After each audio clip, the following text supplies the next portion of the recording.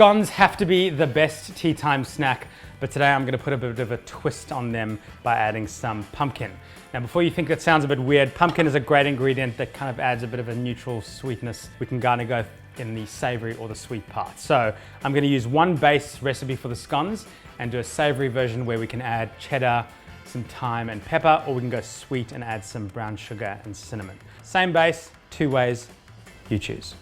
At the core of some pumpkin scones, obviously we've got some beautifully cooked pumpkin. You can either roast this pumpkin, or I actually just microwaved it for about 6 minutes until it was really nice and soft. But you essentially want it soft enough that I can completely mash it with a fork. So once it's mashed up, if there are a couple of chunks, that's fine.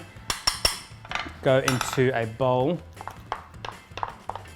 And then we're going to add some regular full cream milk, a pinch of salt, whether it's going to be sweet or savory. We're going to use self-raising flour to give us a nice rise in the scone. I prefer to use self-raising flour so I don't have to bother measuring out any baking powder. One thing we're going to need to do though is get some butter into this mixture.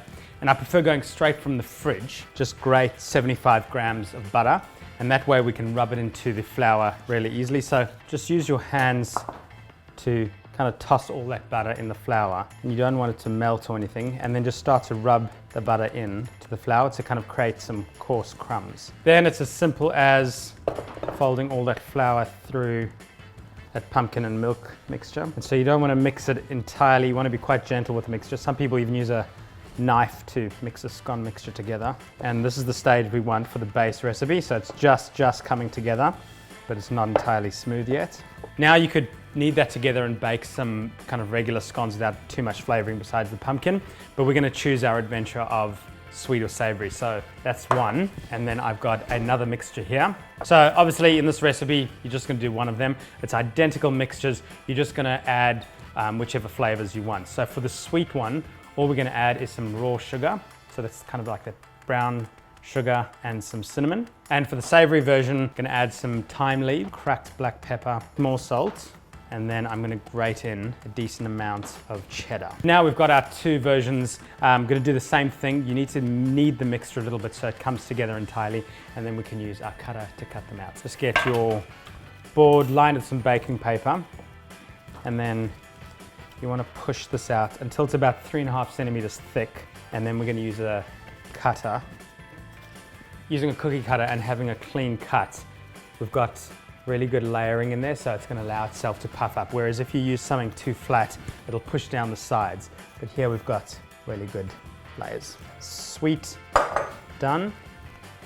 And the savory, just the same thing. Bring all that mixture together, and then we'll cut them out in the same way. Both of them, no matter what recipe you've chosen, need a bit of a lick of milk on the top. And the sweet ones with the brown sugar, I'm going to add some pecans on the top, a little bit more that raw sugar. And these savory guys, I'm just going to grate over some more cheddar. Now into the oven, which I've got at 180 for about 20 to 25 minutes. You want them both to be golden and beautiful on the top, nice and risen. Oh, these look good. Both have the great color of some pumpkin. Savory ones, I think, just have them with a little bit of butter. Great golden top of all that melted cheese. And these guys, with the pecans on top, I would go a little double cream, maple syrup, maybe some more nuts.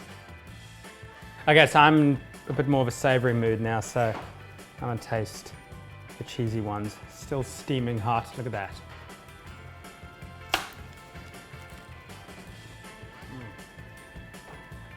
That gets me doing my cheesy dance. Pumpkin never tasted so good. So if you'd like this recipe for sweet, savory, or both versions, head to delicious.com.au.